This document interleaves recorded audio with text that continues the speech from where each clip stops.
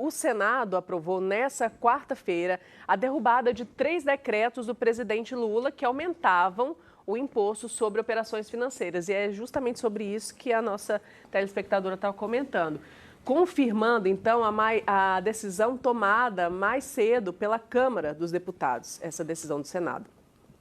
Essa medida ela impõe uma derrota expressiva para o governo e obriga a equipe econômica a buscar alternativas para compensar uma perda de arrecadação estimada em 10 bilhões de reais neste ano.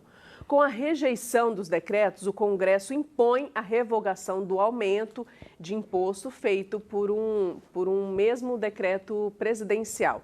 Segundo o Ministério da Fazenda, sem o IOF mais alto, será necessário, então, ampliar o bloqueio de gastos no orçamento de 2025 para evitar, então, o descumprimento da meta fiscal. Para compensar a perda dos recuos no IOF, a equipe econômica editou uma medida provisória propondo o aumento de outras receitas, como a taxação das apostas online, as bets, a tributação de criptoativos, o fim da isenção para juros sobre capital próprio e unificação do imposto de renda sobre investimentos. Mas a resistência no Congresso ainda é grande, uma perda grande para o governo federal nessa derrubada, né, Josiel?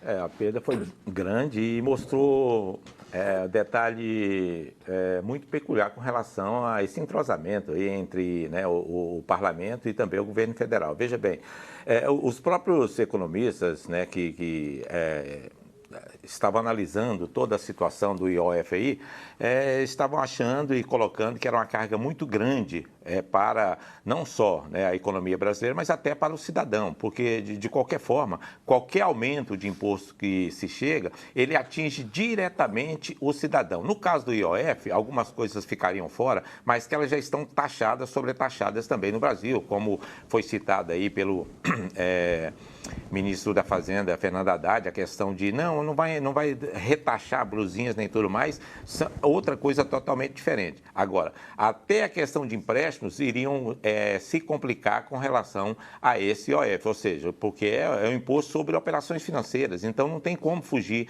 dessa regra, que passaria aí muitas vezes de taxa zero em alguns casos, taxa de 0,3% para uma taxa de 3,5%, uma taxa muito alta com relação a muita coisa que movimenta a economia brasileira, né? Agora, com relação a essa derrota, Mariana, eu vejo que o governo está desarticulado novamente, né, no Congresso. Veja bem, você perder em 2 casas da maneira que perdeu. Na semana passada, quando houve a primeira discussão com relação à derrubada do IOF, o próprio ministro da Fazenda estava fora do Brasil, o Lula fora do Brasil, ou seja, me parece que não estavam ligando, achando que já estava tudo tranquilo para que não houvesse essa derrubada. E não teve outra saída, ou seja, perdeu por falta de articulação, perdeu por falta de credibilidade dentro do próprio Congresso. Professor, o que você achou? É um baque para o governo federal? É um baque. O governo Lula 13 está tendo dificuldade com sua base no Congresso, tanto na Câmara dos Deputados Federais quanto no Senado. Só que eu vejo isso como uma questão muito mais grave. Eu vejo isso como um sentimento antipatriótico. Eu sinto isso como um sentimento antirrepublicano. Por quê? Vamos entender um detalhe. Nós temos que ter uma arrecadação maior. Temos, evidentemente, que ninguém é a favor de você colocar tributos, colocar desconto para o povo pagar, tributos para as pessoas pagarem, para o trabalhador. Ninguém é a favor disso. Tem que ter corte em gastos do governo federal? Tem. O gasto é muito grande, tem que ter corte. Agora, eu pergunto para você. No programa Lula 1 e 2, as emendas elas não eram impositivas. Ou seja, o governo federal não tinha que pagar emendas impositivas. Isso ninguém fala. Porque eu vejo um Congresso muito tigrão quando se trata de IOF. Mas quando se trata da emenda deles, que é para alimentar seus quadros eleitorais, que teremos eleições no ano que vem, eles viram tchutchuca. Eles não falam nada. Então, vou voltar lá atrás. No governo Lula 1 e 2, primeiro, as emendas não eram impositivas. O que significa isso? Significa que o governo não era obrigado a pagar as emendas impositivas. Naquela época, Lula 1 e 2, cada deputado federal ele poderia receber 4 milhões. E não eram impositivas, repito.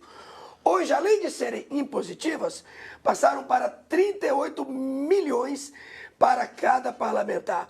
Olha o quanto aumentou. Então você pergunta, professor, onde está o corte? Onde deve ter corte? O senhor é contra imposto. Eu sou contra imposto. Eu sou pobre. Eu sou contra imposto. Aumento do OF. Imposto sobre operações financeiras. Eu sou contra. Vai fazer corte onde? Vai fazer corte no Minha Casa Minha Vida? Não. Vai fazer corte no programa Pé de Meia? Para evitar a fuga do ensino médio para não ir ao Enem? Não.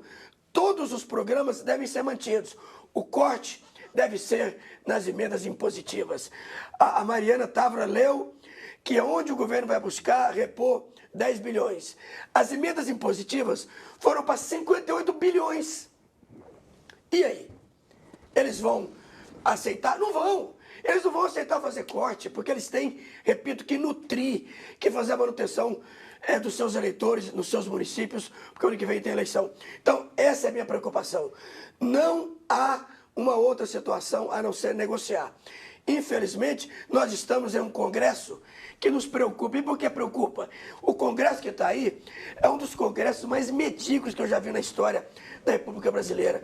É esse Congresso aí que humilhou Marina Távora, e endeusaram a Virgínia Fonseca, uma youtuber.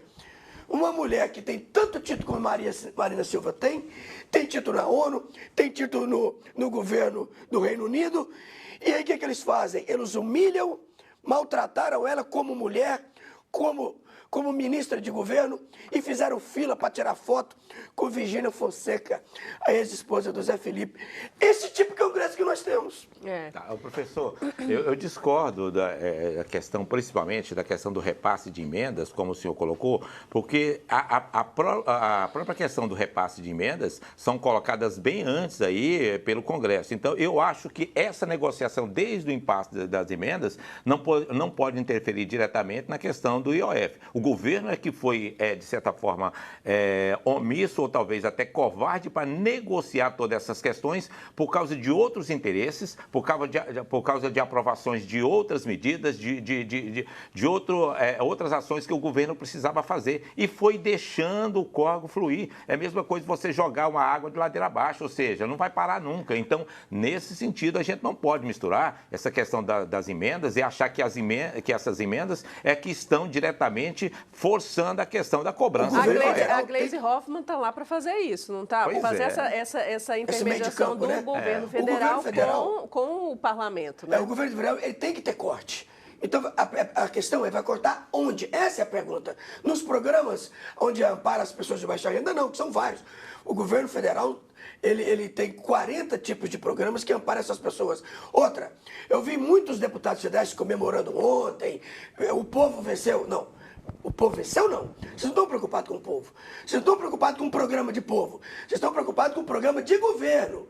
Quanto pior o país, mais rápido vocês voltam ao poder. Vocês não estão preocupados com isso. Estão preocupados em ver um governo Lula 3 fragilizado, lançando fake news para mentir para o povo. Então, não foi o povo que venceu. Quem venceu, na minha humilde opinião, quem venceu foi a extrema-direita, nem vou colocar a direita nesse compasso, quem venceu foi a extrema-direita, aonde estão agindo como antirrepublicanos, antidemocráticos, estão fazendo isso para voltarem ao poder. Quanto pior, melhor. Pois é, professor, mas aí, se a gente começar a misturar a questão de política eleitoral a partir de agora, fica até difícil do cidadão entender. Veja bem, é isso. Sim, então a gente tem que começar a cobrar aqui a questão desses gastos absurdos aí, exorbitantes, que a primeira-dama faz, a Janja no exterior, vai com malas e malas. Pois é, mas de viagem de primeira-dama é dinheiro de pinga. Pois é, que é dinheiro de pinga, mas vamos começar a cortar aí, senão também fica complicado. Então a gente não pode misturar a questão política de uma vez, como se fosse numa ação que é do governo, diretamente voltada aí com a falta de negociação com o Congresso, gente. Não tem nada a ver com extrema-direita, com direita, não tem. A articulação política também é importante também, né?